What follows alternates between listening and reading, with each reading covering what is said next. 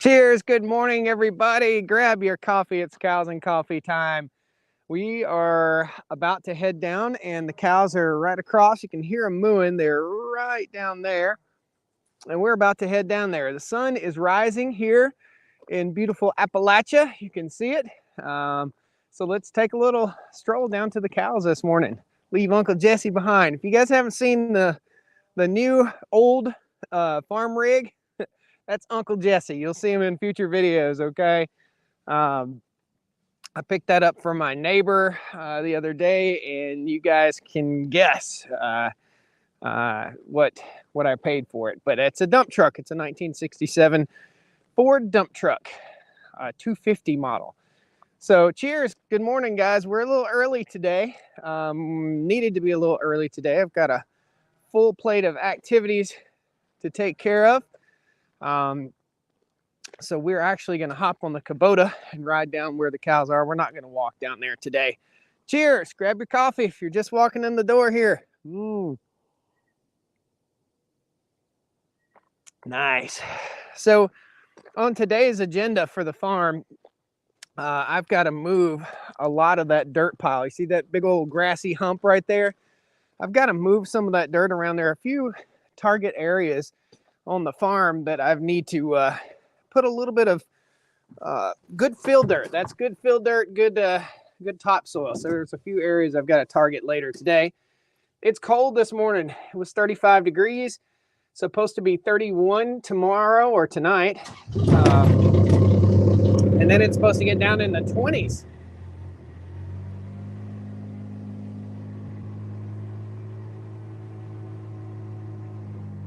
All right. Morning, everybody. Hope everybody's doing well. Good morning from Utah. Misstatements, Utah. I don't know what that is. I don't know where that is. Bobby Brown.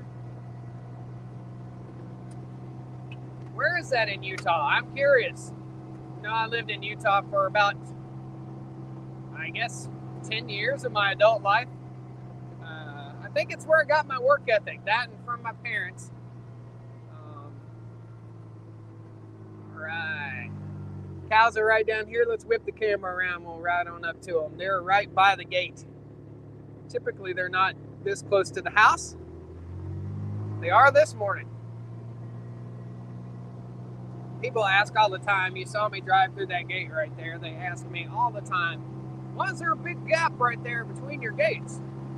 We're going to plant some shrubs right there. That gate doesn't keep cows in. It just keeps cars out. Okay?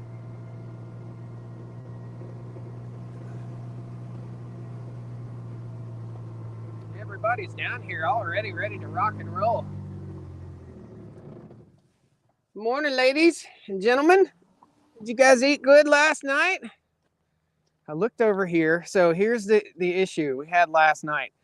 In the middle of the night, I heard the donkey raising Cain, and I heard the cows all mooing and carrying on, and I had no idea what in the world was going on.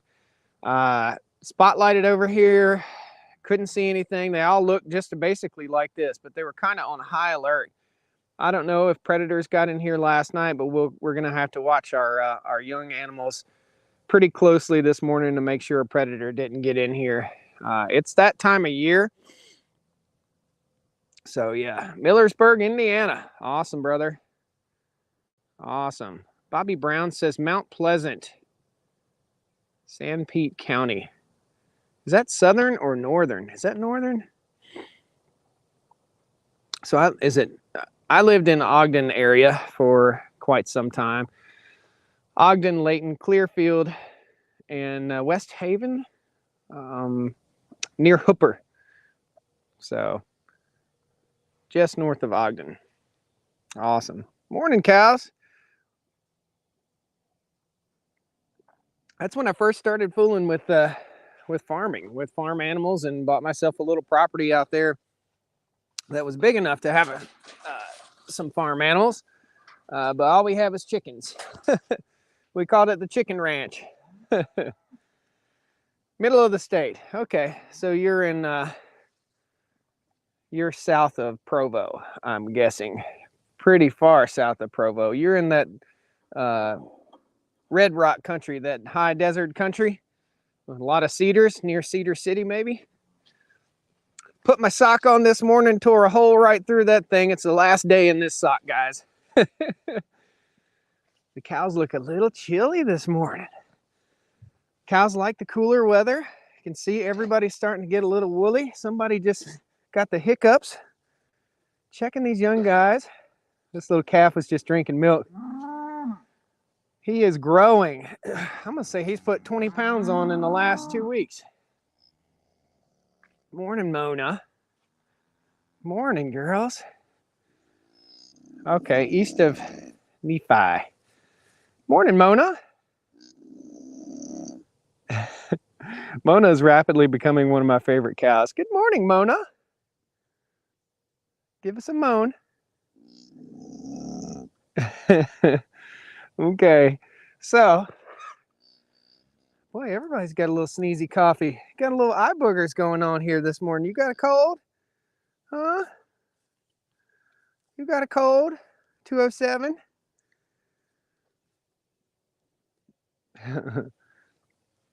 They are peculiar critters, aren't they? I just saw this calf, and this is the guy with the leg that is a little hurt. I just saw him licking on Tammy. That's a special bond between a cow and a donkey, isn't it? I think this is my fella that's got the got a little foot issue. That right front foot. He's still favoring it a little bit, but he's doing okay. What you doing this morning, cow? Early in the morning and late in the evening, they all have a little more personality, it seems. The earlier I get out here, the more personality I get out of the cows. And that is Karate Cow right there. Karate Cow, you gonna give us a show this morning? Karate. Hey, Karate Cow. You gonna let me pet you this morning? Huh? Oh, he doesn't know what to think. Okay, so we got to move these girls, and we're just moving them over one paddock right here. Right? Number 40. So we'll go ahead and get them up by the waterer. We always try to move them right by the waterer. And they've still got plenty of grass. Plenty of grass left in here. There's your sunrise. There's your North Carolina sunrise, guys. She just popped over the hill. How's Susie? Susie's good. Susie's right there. Let's go say hello to Susie. Hey, Susie girl. Hey, Susie girl. Susie is ruminating. She's sitting up here just chewing. Hey, pretty girl, you're short. Whoa, you're warm. You're a very warm cow. Morning, girl. Morning. Susie's my friend again, thank goodness. She wouldn't let me touch her forever. All right, guys, let's put some butt fertilizer out here. You got work to do. Woo! We got a little frost last night. Check it out, guys. Got a little frost.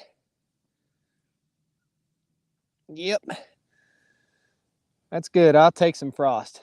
Avondale, Arizona. Sheila, Billy, Scott, Allen. Awesome. Got 10 inches of snow in upper Michigan. Wow. Boy, that's a pretty picture, isn't it? Come on, Karate Cow. I see you. Okay. So let's head on up here. Plenty of grass left for the girls to eat on in here. They're going to make another round through this pasture in about 8 to 10 days. So you can see how tall my shadow is. I'm definitely not 14 feet high. That sun is low in the sky this morning. And it's chilly. It's a little nippy.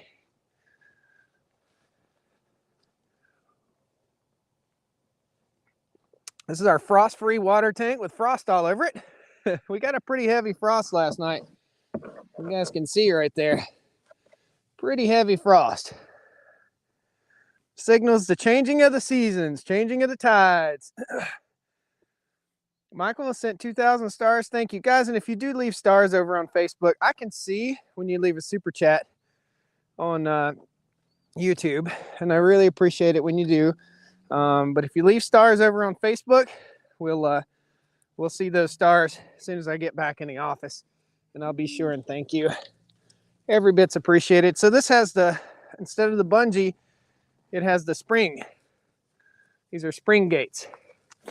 So we're looking at everybody. We're making sure nobody got any kind of injuries from a predator last night. Which doesn't seem to be so. We've got a few extra fences to check this morning. I'll show you that here in a second once we get everybody moved over. There was no power on the fence last night again. I forgot to turn it on. But they don't care. Come on, guys. Tammy's a little wary. She doesn't want to get too close to me, and Wooly Bully is he's just got his swagger. He just doesn't get in a rush for anybody. Right, boy? 202 is a pretty cow. So nobody appeared to have any kind of injury, and I wouldn't think that a coyote would ever fool with a bull that weighs 1,800 or 2,000 pounds. So, yeah. Hello, Stephen made the live. It's early, man. Early. Perfect Partners Equine in Ridgeway, Virginia. Welcome. If you're in Ridgeway, I bet you know some friends of mine. You might be friends of my parents. I don't know. Okay, so let's hook the gate. Right there, we're good to go. And these girls have a lot of forage in here. This is one of the, actually should have moved them to that paddock, but oh well. These girls have a lot of forage. Look at them running and jumping and kicking and bucking. They just have so much more personality in the morning, it seems. Late evening, early morning. This could be a full 24-hour paddock right here. This is really recovered nice. So we got to check the fence that holds in the hay bales real quick. Morning, Cal.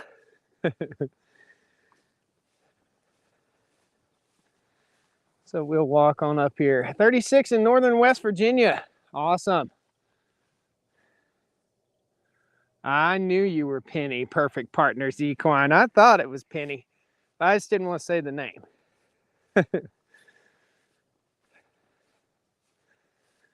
Penny, did you ever think that I'd be out here fooling with cows? Penny's known me for probably 25 years. Okay, so here's what we got to do. Got to get this guy jazzed up.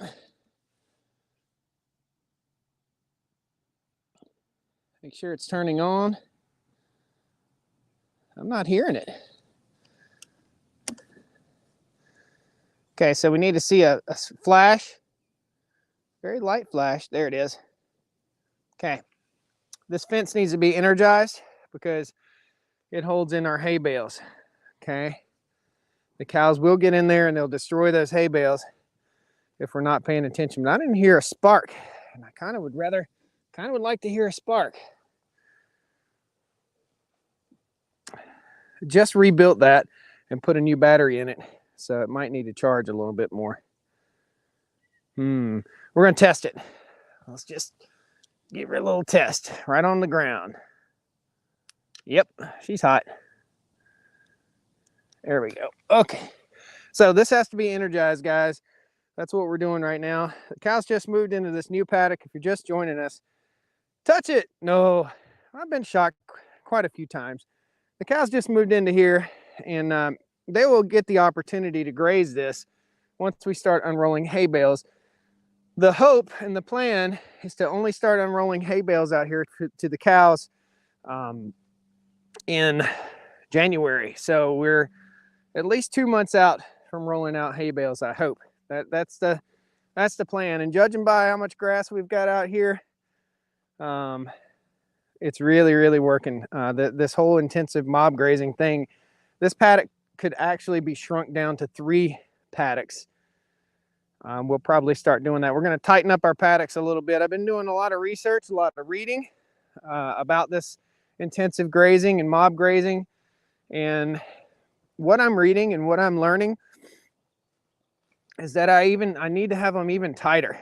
Okay, so we're going to start shrinking up these paddocks just a little bit smaller to make life a little bit easier on the cows and to help this forage establish itself. Guys, this was not a pasture 6 years ago. It takes a lot of time to do this. The only time we fertilized was when we first cleared the land. We hit it with some lime and we fertilized it. You don't see any broom straw. Well, there's a couple tufts right over here. Hardly any broom straw in this paddock. This is one of the most healthy. Snow here, unfortunately, it's our first frost in Illinois. Wow. Wow. Well, that'll jazz up deer season a little bit for you, won't it? 30 degrees in Shelby. Yes, they do look a lot better. Thank you, Dwayne. They're coming along. Let's see what this big girl's. Number 15 is a big girl. She's eating good. You can tell the cows that are still nursing and the cows that have quit nursing. So this cow here is no longer nursing a baby and she's getting fat. You can really tell who's nursing and who's not nursing just by the condition of the cow. Okay. This is a young steer. Yep. That's Karate Cow. Morning, Karate Cow. Never turn your back on an Angus bull. Look at him. He ain't eating. He's looking at me. Never turn your back on an Angus bull.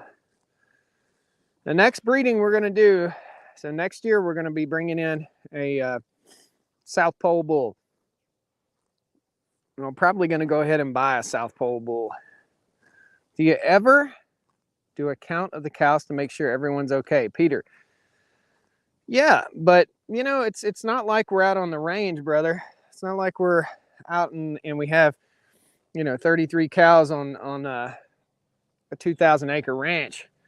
These cows are bunched together pretty tight. So if there were a missing cow or an injured cow, I would see it when we get ready to move. That's another benefit of doing this intensive mob grazing, is that every day you lay eyes on every cow.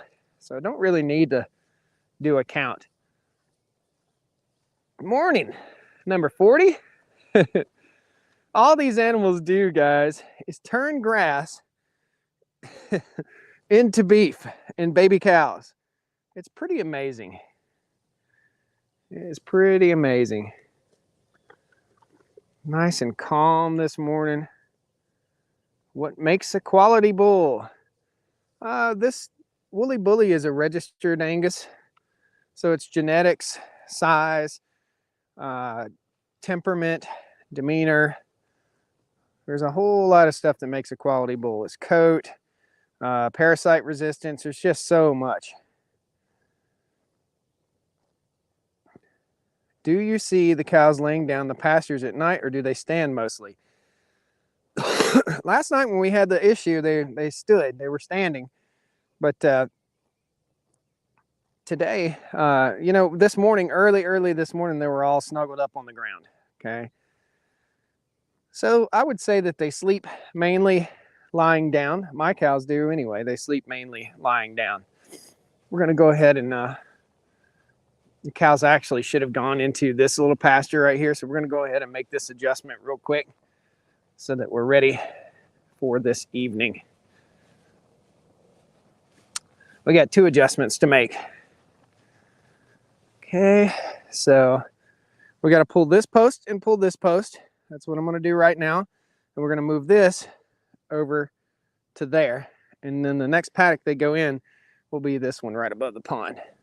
Actually, wouldn't hurt to rest that paddock, but we'll be okay. So first of all, we'll unhook. And we'll pull our 2 posts. This is hard to do with one hand, but if we're going to keep you guys live, we got to do it with one hand. Okay, Pull those two posts. Penny, if you're still watching from Ridgeway, Virginia, I've got my stepdad Barry just about on this rotational mob grazing thing. It's hard to change a farmer's mind that's been doing it for years and years. But I just gave Barry 2 bundles of these posts, and I'll bet you he starts doing something similar to what I'm doing here. That fertilizer bill starts eating at you after a while. We'll go ahead and move this one. It's pulling a little too hard. So behind the scenes, guys, I come back in here and I move the fence around so that we don't have one consistent row of weeds growing up in the fences. So I do that. So this paddock is ready for the cows this evening. We actually could leave the cows in there a full 24 hours, but we're not going to do that, no matter how tempting it is. So they'll move into here. They'll just come right through and go into here this evening. And tomorrow, we'll go ahead and set up for tomorrow morning. They'll need to go into here. So we've got to do the same thing. And this one's just a little bit different. Take this guy loose. As you can see, we're wound up around this post right here. So let's unwind that. Just like so. Okay, pick this guy up. Pull him right here. Step him in the ground. And we'll be ready all the way. Go ahead and put this guy on here. Perfect. Now that's perfection. So now we are ready for, sorry about spinning around there. We're ready for this evening and we're ready for Wednesday morning. Okay. So they'll go Wednesday morning, Wednesday evening, and then Thursday they'll move over to the other pasture. I've got to grab the electric fence charger and reinstall that on the other pasture. So awesome. Awesome, guys. Beautiful morning. So let's, I'm going to turn the camera around here. We'll do a little pasture walk. And you guys tell me, do you have any questions or anything this morning? Karate Cow's up there kicking around. Good morning. Good morning from snowy Indiana. Snowed in Indiana last night too, huh? I got to go see everyone. See you, teenage farmer. How's the miss feeling? She's better. Much, much better. Is that remaining grass fescue? John. Some of it's fescue, John, and most of it is native grasses here that grow in North Carolina. I'd say 90% native grasses. And what we found is having a polyculture or a multi-species pasture helps stimulate growth of microbes in the soil. So putting grasses that are not native species, like tall fescue, Kentucky 31 or Kentucky 32 fescue, putting those grasses in actually can be detrimental to your pastures. Once the soil health reaches the point where that tall fescue will grow and thrive, that means that the microbes in the soil are doing their job, okay? So what we have here, I'd say, is a pretty good mix of big blue stem, Johnson grass, just a lot of different native grass species from here in North Carolina. I would say that 10% of the fescue grass that I planted came up in this pasture. Now, as the land heals, that fescue grass will take over just a little bit more and a little bit more and get better and better and better. So, is the electric installed in the new building? No, no, sir, not at all. Watching while milking cows, says Richard. Awesome, brother. Yeah, no electrical in the new building. The electric wire, you're going to see videos coming out about that hopefully this weekend. Power company came and ran the wire. They have no idea when they're going to get a transformer in this wonderful economy that we have right now. They just don't know. While we're walking, I'm going to move the fence just ever so slightly. So I couldn't get an answer from the power company as to when they'll have a transformer. So we're still kind of dead in the water when it comes to the mega shop. which is okay. It doesn't have any plumbing in it or anything yet, so we're in good shape. I would like to be able to get in there and work this winter for sure. So we got projects, we've got maintenance to do on all the machines, tractors, skid loaders, everything. I actually called the building guy yesterday. Excuse me. DWS Structures out of Stokesdale, North Carolina. Called him up yesterday, or texted him to get ready because I need more building. Okay, so we're actually going to be looking at expanding that building and putting another bay in. I see no reason to store every piece of equipment that I have inside that workshop. That workshop is for me to get work done. So we're going to build another bay on it, and we're going to store lumber and more equipment underneath there. So just my thoughts. I'm going to turn the camera around so you can see this cow. Hey, Cindy. Morning. She's my supermodel cow. She's exactly what I want on the farm. Big old belly, small bone structure, short legs, just a big old beefy cow. That's what I want. Right, girl? You're my favorite. Look at how chubby she is. She's like part pig, part cow. That's what we're looking for. You put a heat stove in that shop, could help with heat while being powerless. Yep. So I've got 6 wood stoves. Already, all this stuff's been in the plans for years, and I've been accumulating things. So I've got 6 wood stoves that we'll be putting in that in the inside of that building. Okay, I'm just checking my fences right quick. This one's a little bit high. I'm actually going to drop this wire. This line is just a little higher than I would like. I don't like these kind of posts. These plastic posts, I don't like them. The strain right ones last. They're the best, the ones that you get at the hardware store or at your local farm store. If they don't say strain right on them, they after about 2 years, they turn into peanut brittle. They're just no good anymore. So you guys can see they're in a massive paddock right here. It goes all the way over the hill. Really, really needed to split this paddock up. They need to be in a spot almost as small as from the corner of the hay bales to right there. They really do. This is where they were yesterday. What that'll do is put pressure on the weeds a little bit more. So they were in here yesterday, and they should have gobbled down a whole lot of this, but they didn't. So again, we want to eat 1/3, trample 1/3, and leave 1/3. But what they're doing is they're eating about 1/16, and we're leaving a whole lot more. So beautiful morning here.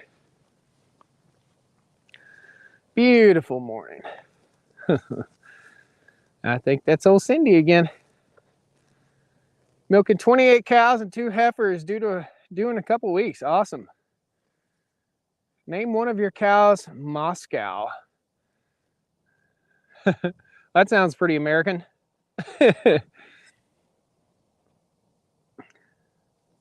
Have you considered Australian lowline?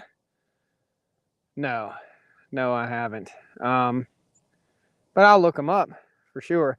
You guys give me great suggestions, and I appreciate those suggestions. I do look into things for sure. Pond is looking gorgeous. See the steam coming off the pond this morning. Can you track down a transformer yourself? Patrick Smith. Now, Patrick, let's think about this, brother. Why would I track down a transformer for Duke Power? Nah, Duke Power knows what they need to put in. They have their own equipment, and they need to put that in. So I wouldn't dare try to buy a transformer and give it to Duke Power and have them. Good gracious. Even, let's talk about silly rules with the power company. If I dug that trench myself, it's a 3-foot deep trench to put the primary electric line in, I would have had to personally pay for the wire and the conduit. So they would have had required it all to be 800 feet of conduit. Those are the rules that I have to play by. So I just got to sit tight, Patrick. There's, everything just doesn't, it's not Burger King all the time. We just got to kind of sit tight. Just like as if you ordered a new truck right now. Have you guys seen all the video footage of all the Ford trucks that are just sitting, waiting? I got a funny feeling there's going to be a surplus of Ford pickup trucks pretty soon, guys. So I just have that funny feeling. So there's a Moscow, Tennessee. Yes, there is. Yeah. Yep. So Patrick, it wouldn't make any sense for me to buy my own transformer. It would just be a waste of time and money and effort. Plus it would cost $10,000. And the whole precipice behind getting power to the shop was getting power up there at low or no cost. So we've so far managed to do that. The meter base is one of the holdups on my end. We can have everything squared away and ready, waiting for the power company to hook it up. So the meter base is the issue on my end right now. Here, if you bury the line, it has to be in conduit. If you pay the power company to do it, they don't put it in conduit. Exactly. That's exactly the way it is here. I don't know much about electric. I was just curious. Yeah, the transformers, 5 to 10 grand, man. So, and the power company earns that money back over time, slowly. That's how they justify giving you. You know what I did? I left my coffee cup up at the top of the hill. That's how they justify giving it to you. Okay, so they know that they'll make up over time. There'll be power in that building from now until the end of time, and they'll make that money back.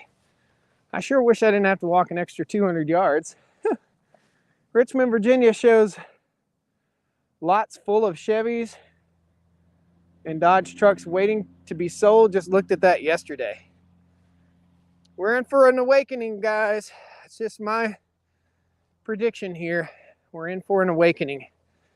This whole sitting around, and I don't know anybody that sat around and let the government pay them to not work. Do you guys know anybody?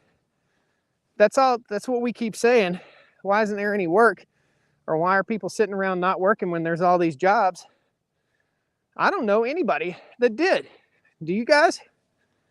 Just curious.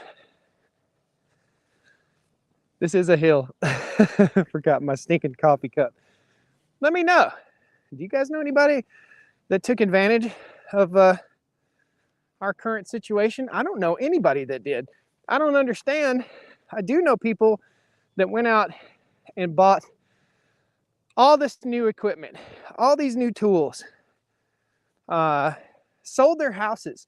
I know a lot of people that sold their houses and moved into campers. I don't quite understand that. Despite whether your house value went up or down, you still got to have a home. And people think of, I've read a lot of books on finance, and people think of their house as their biggest asset. Out of breath. It's not your biggest asset. It's your biggest liability. If it's an asset, it's making you money, like these cows. It's a liability if it's not, like a tractor, unless you're making money with it. So considering your house is your biggest asset, it might work in the net worth sector of your assets, but it doesn't work as if it's not making you money, in other words. If it ain't making you money, it's not an asset. So why in the world would you sell your house and move into a camper? I don't know. Grocery stores in my area are getting limited items. Yep, I agree. I'm with you. I did just patronize my friend. Patronize meaning bought some beef. I wanted to compare my beef from Mike and Aaron's beef at Our Wyoming Life. If you guys don't know who Mike and Aaron at Our Wyoming Life are, they're good friends of mine. We just had a video together. They live in Gillette, Wyoming, and gosh, they probably feed $80,000 worth of hay per year. But you can buy their beef online. So I'm learning from what they're doing and their process. And he showed me their process so that we can get beef out to you guys. Hopefully by middle of the year, next year, we'll be able to sell beef to you guys right off the farm. Shipping is the major setback on that. Shipping is expensive. So I bought 14 pounds of beef from Mike and Aaron, and the shipping was like 69 bucks, something like that. So shipping is quite pricey. Yep, Instacart is empty. Huh, I don't use Instacart. Lived in a camper while they built my home. I get that, Richard, absolutely. What I don't get is spending a ton of money when the prices are sky high on everything.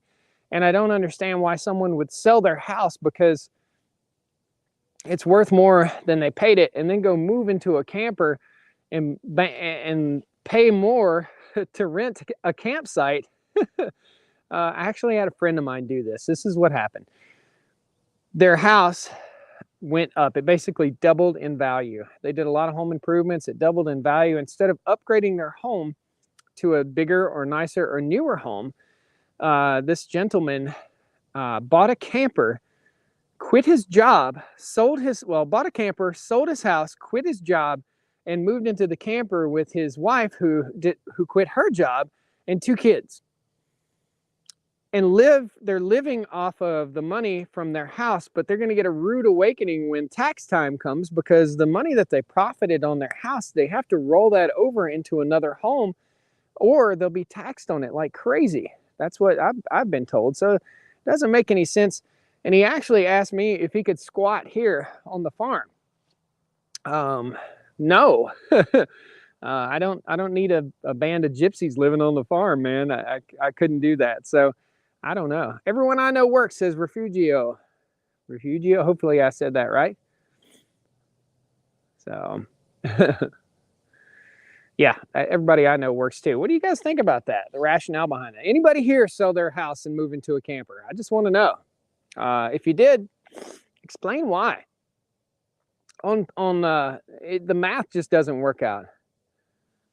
So isn't that the legal loophole where I buy the live animal and the live animal to the butcher? It would be freezer meat for my family, not for resale. Similar plan? No, Roy, not at all, buddy. You don't buy it on the hoof and pick it up at the butcher. I take my beef to a USDA inspected facility, and we would sell beef right off the farm in a USDA inspected facility. I'm not trying to circumnavigate the government and the FDA. I don't want them breathing down my neck. I don't want them here on the farm. I want them to leave me alone. So I'm going to follow the law, and the rules and laws that are in place were put in place by the people, our elected officials. And I know it's hands across America right now for local farmers trying to sell their beef. But if you don't have a USDA inspected facility, you can't do it. It's just, and if you break the law, it's just like if you're speeding. If you're driving too fast, you're speeding, you know you're speeding, and you're rolling the dice as to whether you get caught. If you get caught, you can't cry about it. You just got to you got to live with your decisions. And, whether we agree with all the rules and regulations, because I don't agree with an over-regulated society. I don't agree with it. I don't like it. It's not my thing. Whether you agree with it or not, our elected officials have set this up. Okay, so our elected officials have set up what they feel is the right thing. Whether it is the right thing, I can't tell you, but I have to play by those rules, or I'll be in trouble. Roy, yeah, no. So Roy said you had mentioned setting up your own butcher shop, so I assume that's for your personal food. So the butcher shop is for curing country hams and for processing deer and squirrels and showing you how to cook, how to make lard, how to do all this stuff. So the butcher shop is just basically for my personal and for you guys to learn. So we'll eventually bring a cow in, and we'll have a butcher come to the farm and teach us everything from start to finish that we need to know about butchering a cow. So yeah, but they also set up a loophole, says Roy. It's not a loophole. It's more of if you buy the cow and you hire the butcher, then it doesn't have to be USDA inspected. If you buy the beef from the farmer, from the grocery store, or wherever, it has to be USDA inspected. So that's it. It's just rules that we all have to play by. So Rob Allen says, if I could, I'd get an RV and go see all the national and state parks. That would be awesome. Now, if you sold your house and you bought a condo in Florida or something like that, and you traveled the country in a motorhome, awesome. Or an RV with a pickup truck, awesome. But yeah, selling your house and taking the money and blowing it after you quit your job is that's the only person that I know that's done that.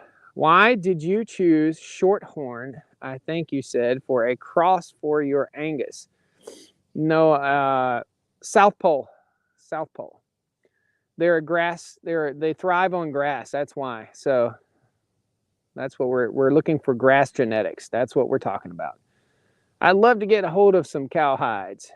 You can call your local butcher shop, your local abattoir or slaughterhouse. You can call those guys, and you can most likely pick up cow hides for free. Okay. We had our the cows that we took to butcher. They asked if we wanted to keep the hides for tanning, and we said no. I think next time we will say yes. I'll say yes, and we'll just keep some tanned hides here on the farm. That make a cool rug. It's, you know, that would be cool. Bearded Butcher should come to the Stony Ridge Farm and do an episode. Philip the Wise.